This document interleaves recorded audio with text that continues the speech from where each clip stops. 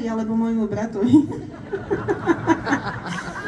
Ja vám vysvetlím, čo sa stalo v kauze. Možno aj nám sa to bude hodiť, dajme. No, kauza Očistec je o tom, že teda vyhral voľby Matovič a zrazu tí vyšetrovatelia mohli robiť. Čiže vyšetrovali, zbierali dôkazy, operatívni pracovníci im ich nosili a ten Fico, prosím vás pekne, ten vám stratil prehľad o tom, že čo sa vyšetruje. On vôbec nevedel, že čo tí chlapi na tej NAKE idú robiť. On vôbec nevedel, že kto na koho a čo vypovedá, tak boli nervózni, však to je pochopiteľné. Tak potom chodili na tú chatu v Čifároch a tam vám vymysleli, že čo treba teda spraviť. Ono to bolo tak, zaznelo teda v médiách, že najprv tým policajtom povolovali kolesá, tak to nezabralo, snažili sa ich zastrašiť. Potom ich sledovali autá, ťahali sa za nimi všelijaké autá tajnej služby, policajti sa nebáli, tak keď zistili, že nezastrašíte, nepodplatíte, tak musíte už len zdiskreditovať. Takže na tej chate v Čifároch sa oni rozprávali o tom, že vedia, že policajti Národnej kriminálnej agentúry majú odposluchy v tých kanceláriách, aj keď Fico to nemal odkiaľ vedieť, lebo teda tie odposluchy tam mal nainštalovať ten úrad inšpekčnej služby, aj keď teda o tom sú pochybnosti, že kto tam tie odposluchy dal, ale hlavne Fico to nemal odkiaľ vedieť a Fico to vedel.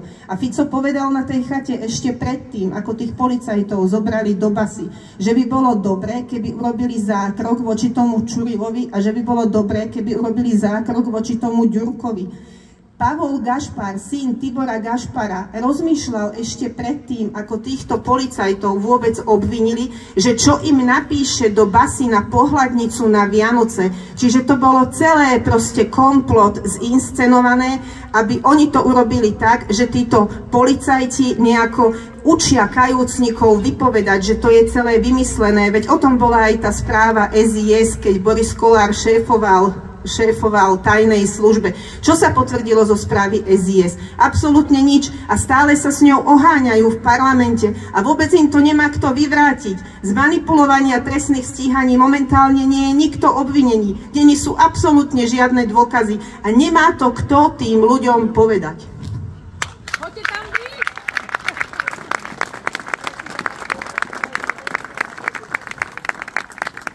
Viete, ja to spravím tak, jak to povedal ten Pellegrini, že keď bude záujem ľudu, tak to zvážim.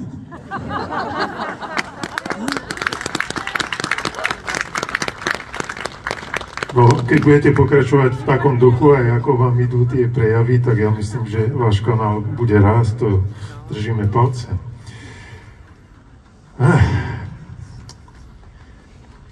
Teraz poďme ešte na takú náročnejšiu otázku.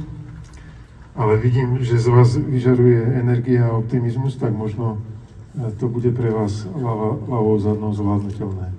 Tento koaličný valec, buldozer, v jednom rúca všetko, čo mu príde do cesty. Je podľa vás šanca, že sa zasekne? Ja si myslím, že je. Podľa mňa oni sa časom medzi sebou požerú, len teda musíme ešte chvíľu vydržať.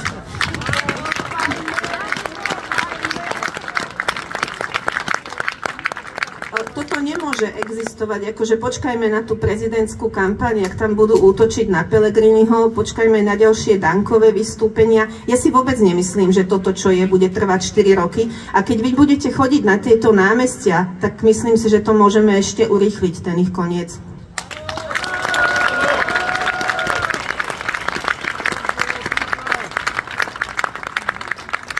No, určite sa nevzdáme, pokiaľ teda to bude dovolené a dokonca asi aj pokiaľ to bude nedovolené, ale dúfajme, že tak ďaleko to nezajde.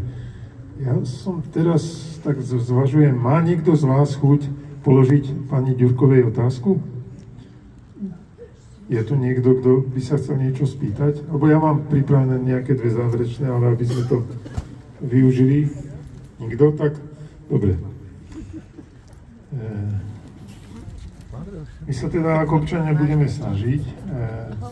Vy budete pokračovať v tých kanáloch, oni si teda v tých svojich videách, v tých svojich informáciách, oni si budú robiť to, čo uznajú za vhodné a svojím spôsobom, ako ste povedali, sa rozhádajú, v lepšom prípade. Čo myslíte, že nastane potom? No toto je ten problém, že treba... Ja teda nevidím nejakého takého silného, viete, takého lídra, takého kontra Ficovi, tak toho sa trošku obávam, že čo nastane potom. Mňa tak veľmi štve, že tie protesty, že sú politické, že sa teda delia na politické a občianske, lebo podľa mňa brehy sú iba dva. Na jednom je Fico a na druhom by sme mali byť my všetky ostatní. A mňa to strašne rozčuluje.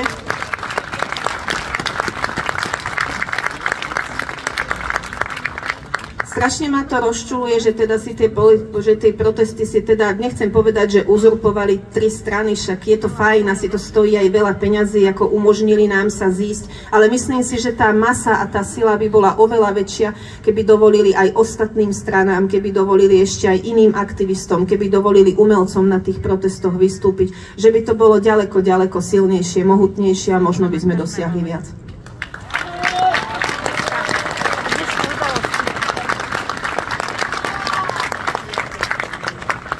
Toto už nebude otázka, ale teda priestor na nejaké vaše záverečné slovo, ak chcete niečo ešte odkázať tomuto námestiu. Máte.